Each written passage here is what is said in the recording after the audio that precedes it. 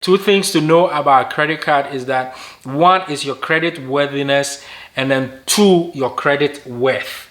Okay. Right. Okay. So the credit worthiness talks about how responsible you are when it comes to managing your credit. Are you paying off your credit on time?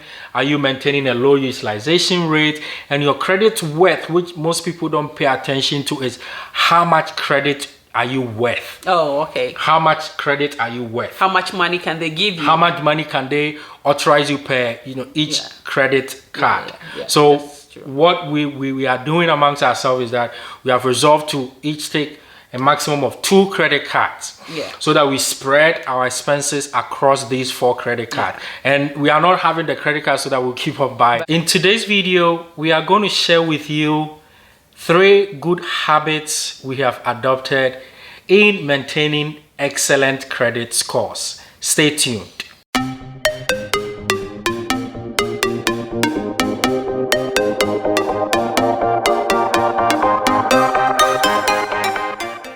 It's your favorite couple, Rita and Apia.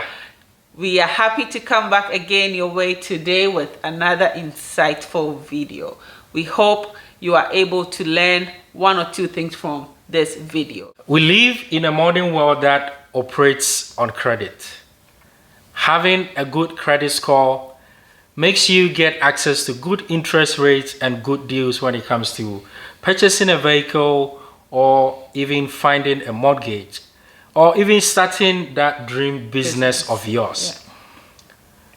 So you need to have a very good established credit. If you haven't watched our video on how to establish your credit, we encourage you to do so. And as you establish your credit, you need to maintain an excellent credit score. So here are 3 good habits that we have maintained over the past couple of years to ensure that we have an excellent credit score. Good habit number 1, paying off your credit bills on time and paying off the whole balance. We make sure that we pay our credit bills on time, and when we are paying it, we pay off the whole balance. Some school of thought will encourage you to use the 15-3 rule. And the 15-3 rule is just 15 days into your billing cycle of the credit card, or 15 days into the month, pay half of the total amount that is on your credit card, and then 3 days before your credit card statement, pay it all off.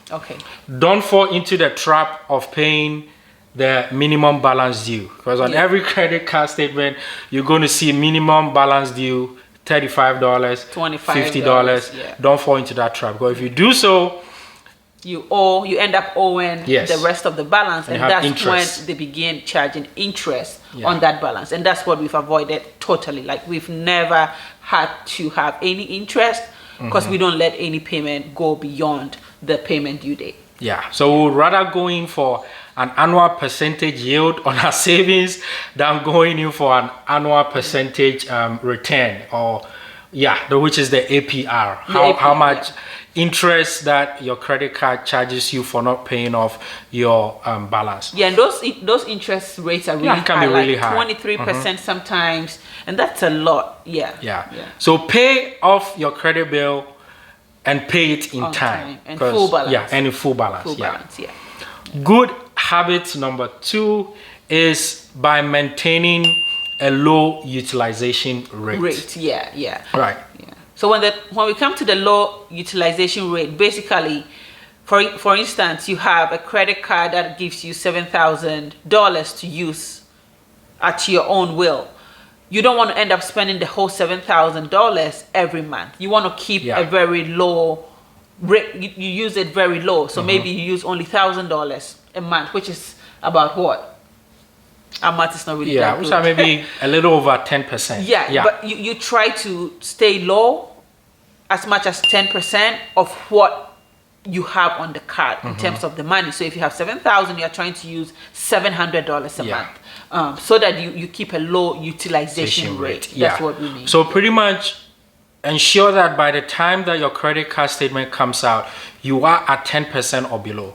So you can spend $2,000, $3,000, but just make sure you go back to point number 1 Okay. by using the 15-3 rule, where some. you pay some of it, so that by the time that your credit card statement comes out, it's actually showing that you have a utilization rate which is below 10%, because anything that goes more than 10%, or getting closer to your credit limit, will lead your credit score start going low. Things to know about a credit card is that 1 is your credit worthiness, and then 2, your credit worth. Okay. Right. So the credit worthiness talks about how responsible you are when it comes to managing your credit. Are you paying off your credit on time? Are you maintaining a low utilization rate? And your credit worth, which most people don't pay attention to, is how much credit are you worth? Oh, okay. How much credit are you worth? How much money can they give you? How much money can they authorize you per each credit card?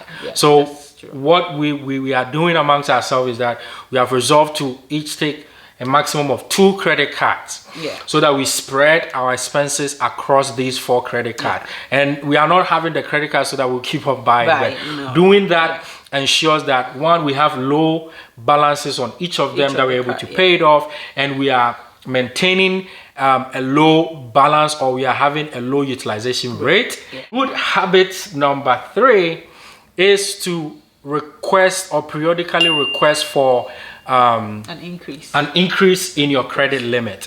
Because you're talking about utilization rate being low. So know that the higher your credit limit, the more likely that you may end up having a lower utilization rate. Right? Because if someone is having a $10,000 credit card, and you are having $1,000 credit limit on your credit card, obviously we know which one is going to have a low utilization rate. And what Apia means by that is, let's say I have 10,000 on my credit card and I'm using 10% of it, that is $1,000. If you have 5,000, your 10% will only mean you can use 500. So you are not able to use it the way you want to be able to use it. So the more money you have, you can spend a little more, but it will still be low. But the lower the amount, then already you cannot even spend more. So if you end up spending $1,000, it shows you're using 20% of, you're utilizing it about 20%, and that means your credit score is going to start going down. So make sure you request periodic. Don't do this frequently, because if you do that, that can also hurt your credit. So when you are requesting for an increase in the credit limit, I mean, you can do that maybe once a year, or whenever there is a change in your income. And the good news about requesting this for couples is that they use the household income. So both income. So both. So it's not just your income, but the income of the household, right? So if you are making 50K, your partner is also making 50K. The household income brings it up to 100K, and that means that you have a good chance of being approved for a higher credit limit. And it's not so you can just use the money. It's just so you can have more on the card but use low of it, such that your utilization rate always shows that it's low. We don't do that to necessarily mean, we want to go buy something that is worth this much, and so we need that money to increase the credit limit. So just taking note that you are requesting it. You request the credit card limit increase when you actually don't need it, right? And I recently requested for an increase in my credit limit, and we had to have that conversation back and forth, and we came to the realization that the reason why we are asking for the limit is not because we can meet an expense, or because there is something that we are going to buy, but we are going to use this method to increase our credit limit and then be low on the utilization rate. And also, if we have any plans of starting a business, or there is any huge expense that comes in, our credit limit is already high, right? So good habit number 1, pay your credit card bills on time and pay off the whole balance. Number 2 is make sure you maintain a low utilization rate. And number 3, requesting an increase in your credit card limit. Because periodically. Request it periodically. Hope you found this video insightful. We encourage you to use the comment section below to share with us some tips that you are using to increase your credit worthiness or have an excellent credit score. Yeah, we will be bringing you more information and videos on credit, because we want to make sure that you have the right information and you are doing it the right way. We encourage you to subscribe and follow our excellent credit series, as well as some of our other videos on financial independence and retiring early. Thank you so much for watching this video, and until we come your way again next time, stay blessed.